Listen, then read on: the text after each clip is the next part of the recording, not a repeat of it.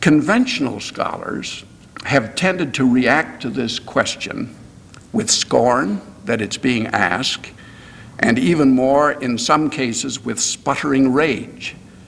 Sidney Lee called the claims for other people than Shakespeare as the author madhouse chatter, unworthy of serious attention, but professed students of intellectual aberration.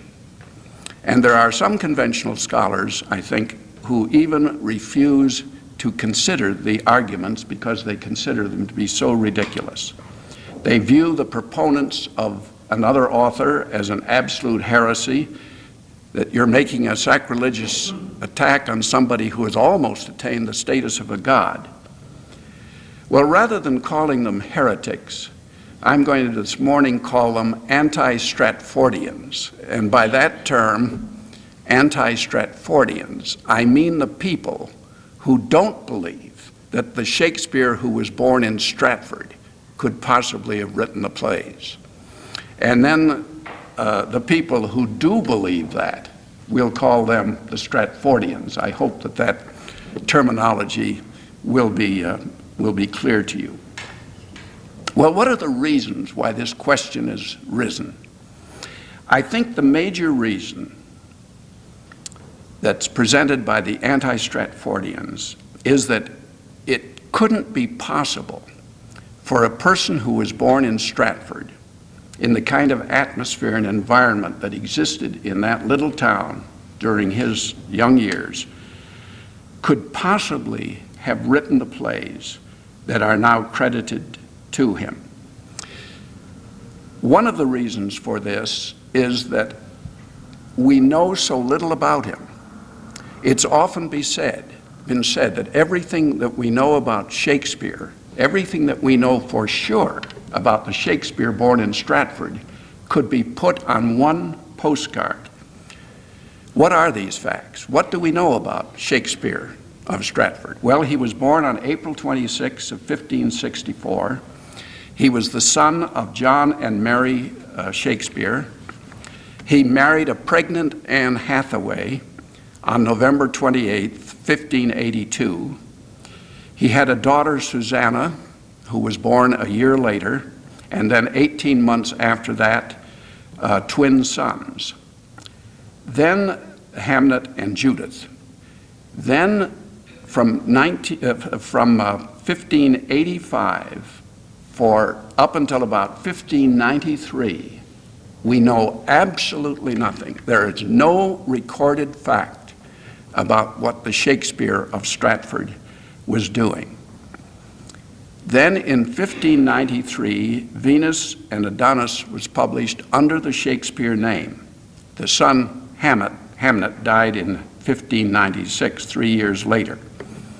Shakespeare was listed after 1593 as an actor in London, as a shareholder in the theaters, and near the end of the century, of the 15th century, the plays bearing his, 16th century, the plays bearing his name began to come out. He applied for and received a coat of arms. That is a matter of record. He returned to Stratford in 1612, and there he became a dealer in malt and other grains and a moneylender. He, at one time, and this is a matter of record, took a person into court and sued him because he hadn't paid him 2 shillings.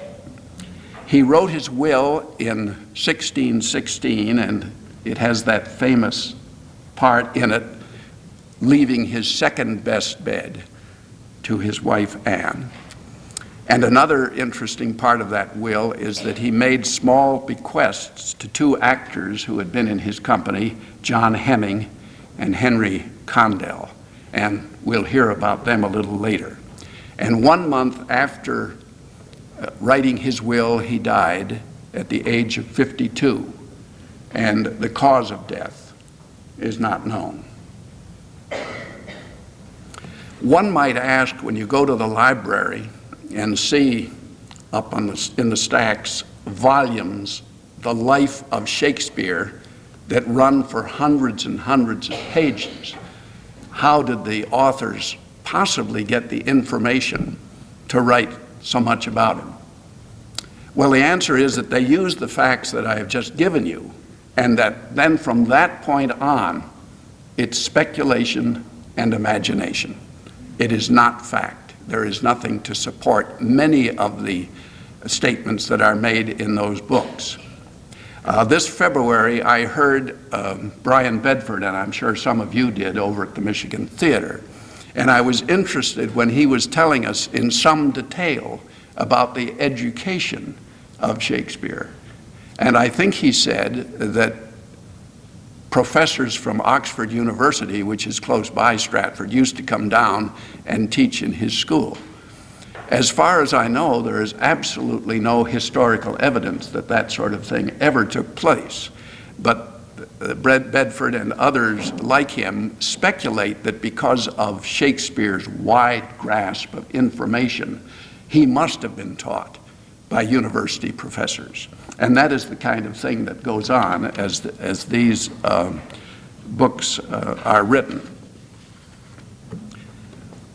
One question that the anti-Stratforians ask is, would so little be known about one of the great writers of the period? And the answer is, from the conventional scholars, that biographies in those days at least were not written about playwrights. They didn't have enough eminence. They were written about monarchs, about the nobility, about warriors, about political leaders. The first biography of Shakespeare came out in 1709, written by Nicholas Rowe. And then, of course, there has been a stream of biographies written. One of the preeminent British scholars in the Shakespeare field is A.L. Rouse, whose name I'm sure is familiar to many of you. And he said that we know as much about Shakespeare as we know about any other Elizabethan writer except Ben Jonson.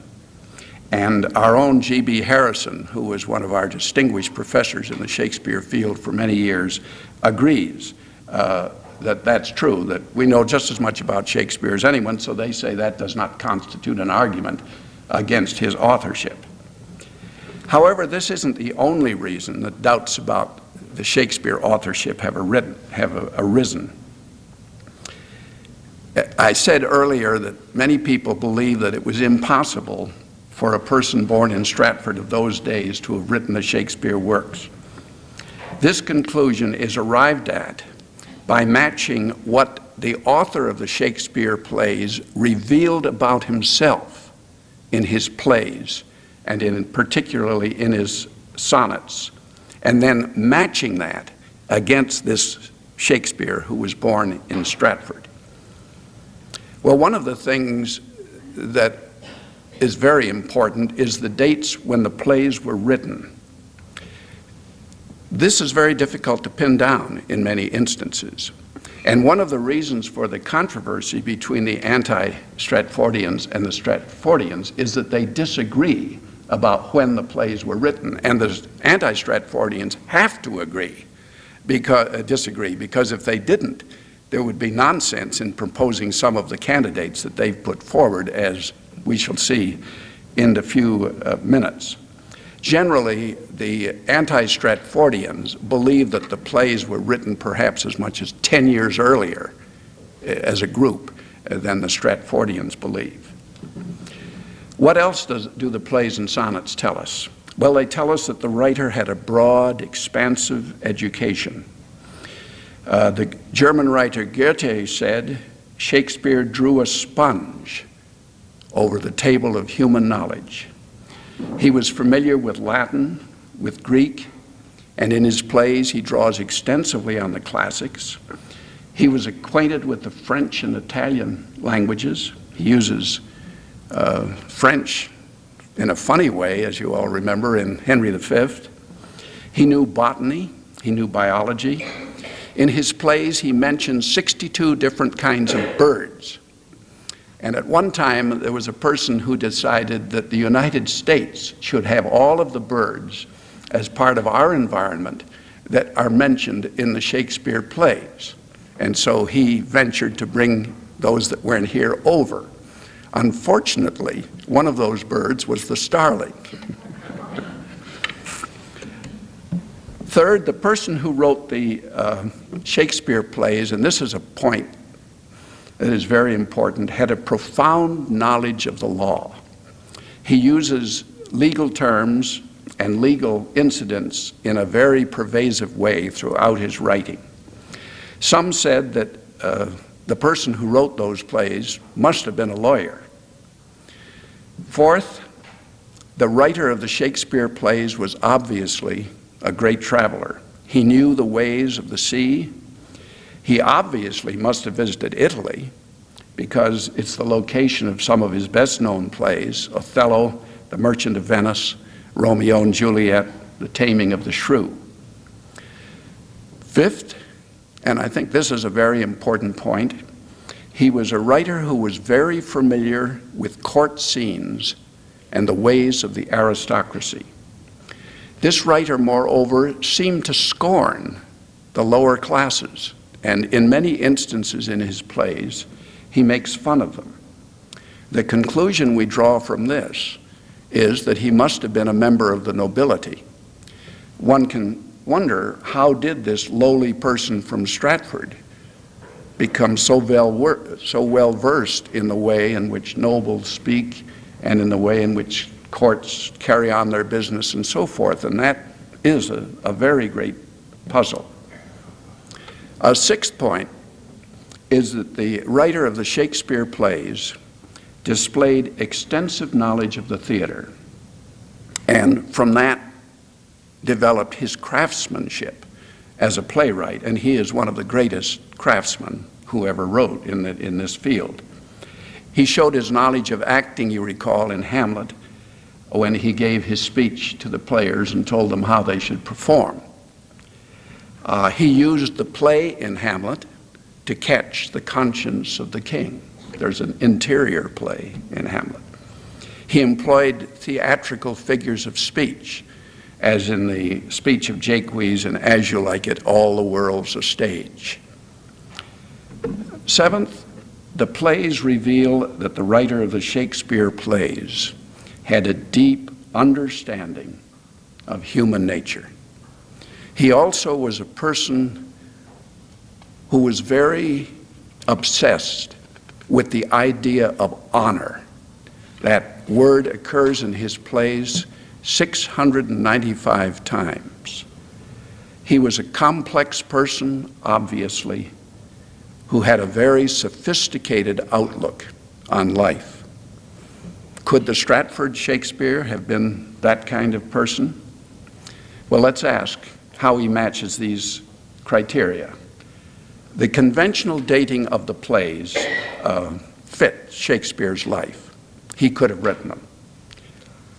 Though the anti-Stratfordians wonder how such a polished piece of work like Venus and Adonis could have all sprung onto the public in 1593 without any previous works showing the development of a beginner. All at once, there it was, one of the greatest works of art ever produced.